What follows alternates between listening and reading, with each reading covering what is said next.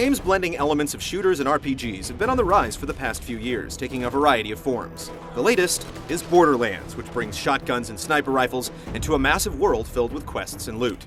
Gather up your friends and get ready to step over the border.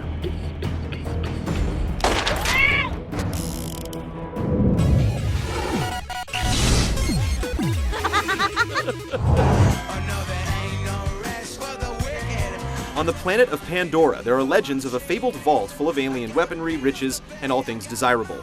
As one of several off-world fortune hunters, you arrive in the town of Firestone and take jobs from the locals, hoping that they'll provide clues leading to the vault. From the moment you step off the bus, you'll also begin receiving messages from a mysterious woman, encouraging you on your quest and insisting that the vault is more than just legend. Steel yourself and go. I'll be watching. Story, however, isn't a major part of the Borderlands experience, with just a few bits of plot here and there until events start to pick up near the end of the game. The characters you meet have a bit of personality, but mostly serve as bulletin boards, with most of their dialogue taking the form of quest descriptions.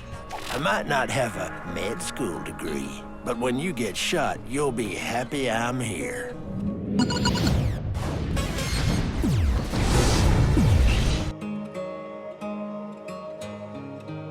The world of Pandora is enormous, offering dozens of hours of exploration and hundreds of quests. Starting out, though, the pace can be fairly slow. You spend your first few hours retreading the same ground near Firestone, killing countless numbers of dog-like skags. It can start to feel a bit monotonous, but once you get away from town, the world opens up, and you soon find yourself fighting through caves, docks, canyons, and scrapyards. Getting you across all this terrain are two-man vehicles with a kick of nitrous boost, and you eventually open up a fast travel network that connects key locations. Borderlands operates on a quest-based system. You'll receive new quests from characters or bulletin boards, head to waypoints to complete your goals, and come back to cash in for money, experience, and loot. Quests include minor tasks like collecting boxes of tainted cigars or turning on windmills, as well as bigger jobs like boss fights with bandit leaders or overgrown wildlife.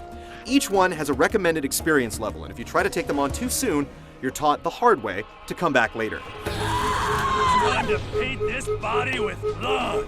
The game is designed entirely with co-op in mind. You can play through from start to finish with 3 other friends and invite other players to join your quest at any time. If there's a gap between experience levels, you'll have to stick to the lower level quests. But as long as you're within 10 levels of each other, you should be able to find things to do together. Wealth and experience are automatically shared among players, although you will have to communicate to divvy out gear and health.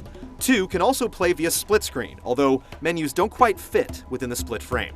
There are plenty of incentives for playing with others. Enemy difficulty scales up with larger groups, increasing the chance that they'll drop better items. Working together, you can also heal teammates bleeding out or set someone to man a vehicle turret. If you want to fight each other to prove superiority or claim a rare item, you have 2 options. You can start a duel with another player anywhere on the landscape, but victory can feel a bit empty as the loser is left with low health. Your other choice is to seek out one of the arenas scattered throughout the landscape, where you can fight in spaces designed for multiplayer without any adverse consequences. You can easily spend more than 30 hours completing Borderlands, and there's plenty of incentive to experience the world again and again with friends. The game starts out a bit slow, but it grows on you the more you play.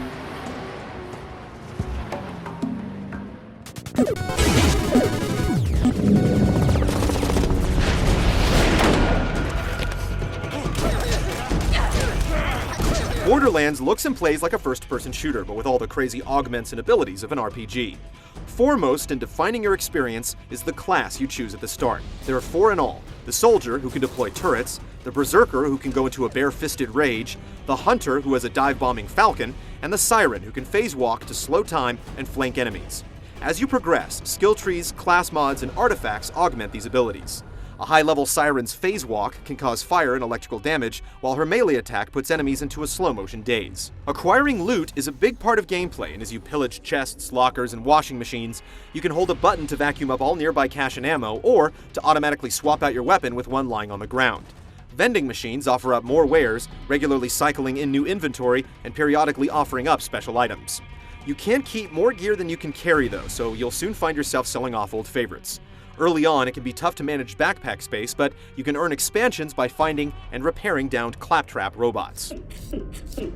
Borderlands features an enormous variety of guns and gear, a large part of which are randomly generated using any combination of different attributes, such as accuracy, fire rate, zoom, and elemental damage. There are pistols that light enemies on fire, sniper rifles that deal corrosive damage, and grenade modifications that turn them into bouncy or sticky variations. Instead of armor, you have regenerating shields, and some variations also restore your health. But not all items are random. Exploration can lead to some pretty sweet kit, like an alien sniper rifle that shoots lightning. Time to play! Enemy groups are ferocious and tend to get right in your face, and as you level up, an area's tougher opponents will become more prevalent. You also gain less experience for beating down weaker foes or running over enemies with vehicles. And when you see a so-called badass variant of an enemy, you'd better watch out, because these vicious monsters can really put you to the test. If your health is depleted, you'll have a brief opportunity to kill an enemy before you bleed out, and if you do, you'll get a second wind with full shields. It's a cool mechanic and welcome in the sometimes chaotic firefights. Even if you clear an area, enemies and chests will respawn the next time you return, ensuring that there are no dead patches of terrain when you explore with friends. The AI sticks to its territory until you come close or attack, which can be a little weird as some enemies seem to be staring right at you as you raise your weapon to aim.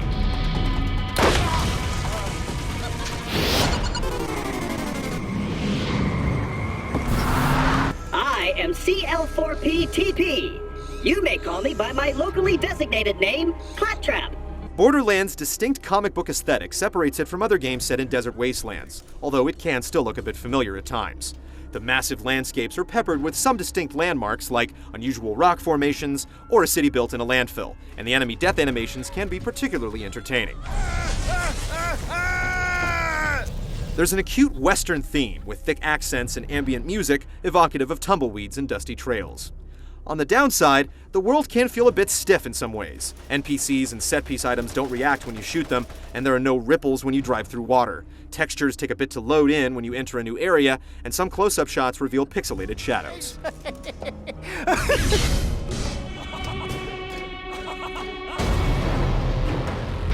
Borderlands is a bit of a grind fest, but that's part of the fun as you take on tougher enemies and hunt for bigger and badder gear. The co-op play is integrated seamlessly, and there's a huge world to explore with friends or on your own. Don't worry about saying goodbye. I'm sure we'll be doing this all again soon enough. Get off my bus.